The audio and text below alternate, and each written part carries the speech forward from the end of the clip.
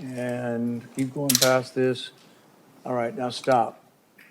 So what we've seen is the two women, we don't know what they were saying. I don't think that's audible on anything. They were probably bugging, bothering, whatever, yelling, protesting at the officers. So let's say hypothetically, two women were yelling at one of your officers. Is it okay to violently shove them to the ground? No, sir. Mr. Lyons? No, sir. I think what's important about the encounter isn't even the specifics of the investigation. It's about what are your officers trained to do. So your officers are watching it. Some of them are here in the audience. Hopefully some are watching at home. And they need to know. They need a explicit. So there were people who said, and they were part of the government, I don't think they were interviewed, but part of DHS and part of the administration said that, yes, the officers were using de-escalation tactics. Nobody believes that, all right? No. I'm just going to stipulate that. I don't even need your opinion on that. No one in America believes shoving that woman's head in the face in the snow was de-escalation. More, right there. So what we saw is that the agent grabbed him, grabbed him, pulled away with a spray, and he's putting up his hand like, oh my God, you're going to spray me in the face. Right. And see, the thing is that we've got more than one problem here. I think that, I understand you not wanting to make conclusions yet, but nobody believes you're going to, because you made conclusions immediately, not you, but people within the government made conclusions immediately that he was a terrorist and an assassin, that people aren't believing that it's going to be an honest investigation. Right there, right, stop. Yeah, stop that if you would.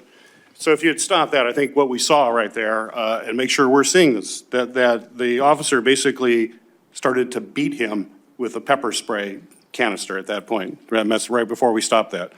So to both of you, is beating someone with a spray pan, with a canister, is that de-escalatory?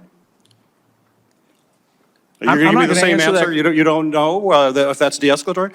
Take it away from this incident. If you just saw someone beating someone with a canister on the ground, would you think that's de-escalatory? Was that what We're leaving out what I'm seeing is a subject that's also not complying. He's not following any guidance. He's fighting back nonstop. I don't know what they're saying. I don't know what's going on in this situation.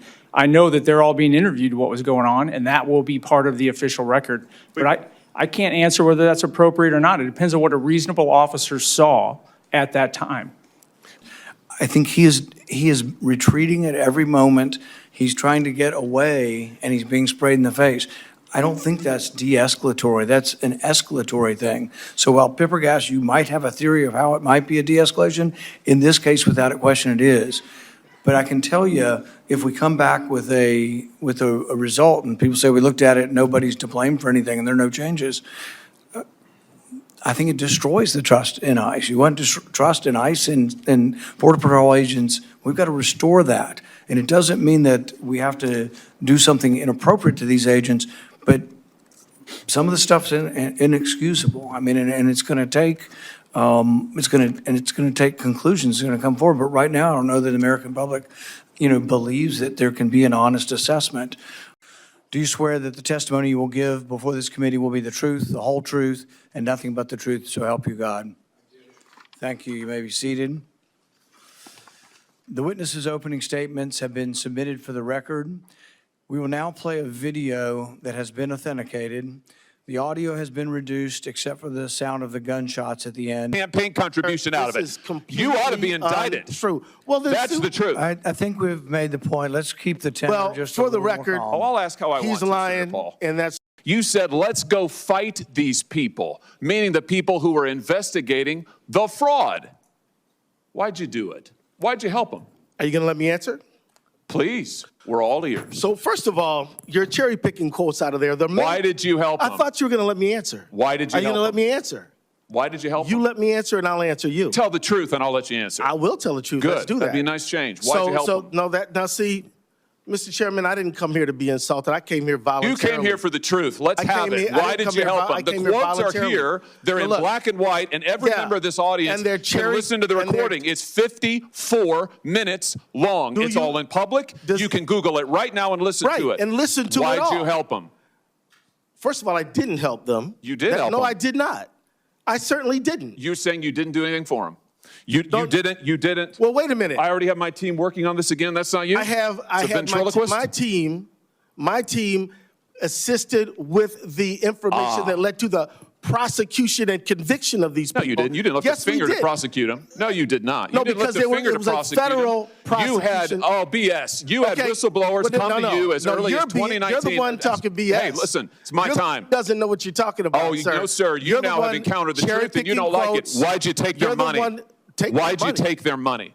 I didn't. You took $10,000. No, that's a false statement. $10,000 9 days after the meeting. False statement. You took $10,000. Here's what happened. They went to your office. They solicited money from you. They solicited help from you. That's also wrong. They came to your office. It was your official office. You met with them for 54 minutes. No, they didn't. They asked you for help. You pledged it to them, and they talked repeatedly about money. In fact, it's all they talked about. That's a lie. Money, money, money, money. They said, we will put our dollars in the right place. We will support candidates that will fight to protect our interests. You replied, that's right.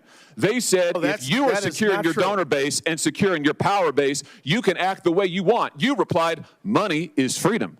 They said the amount of money circulating, I'm reading the transcript, the amount of money circulating in our community today is powerful, and we haven't realizing it in a meaningful way. And you said, give me the specifics. And 9 days later, you took $10,000 from people who were then indicted. It's in your reports. Why'd you do it? Sir, was it worth it?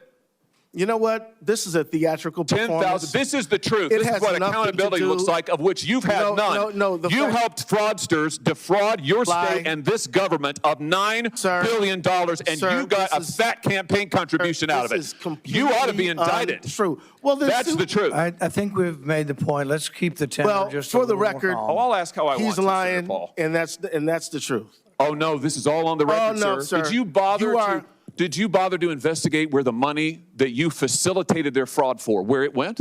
Do you know where it went, what it was used for, the fraudulent money? I do, because we just heard testimony about it yesterday. Because we were key players in the hundreds of millions of dollars to terrorist groups, to transnational criminal organizations, to the drug trade, to drug trafficking, to child trafficking. And you took $10,000 That's a lie. And helped them do it.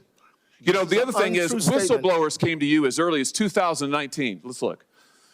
As early as 2019, whistleblower. Don't talk over me. As early as 2019, it's my hearing, pal. As early as 2019. Don't call me whistleblowers came to, well, I should call you prisoner because you ought to be in jail. Well, we'll see what you can do about it. In 2019, whistleblowers came to you in your office and referred to you fraud allegations from Feeding Our Futures, and you blew them off. You've been right at the center of this fraud thing from the beginning, and you've enabled it. And, sir, you should resign. And, sir, you should resign. I was thinking the same thing about you. You should resign.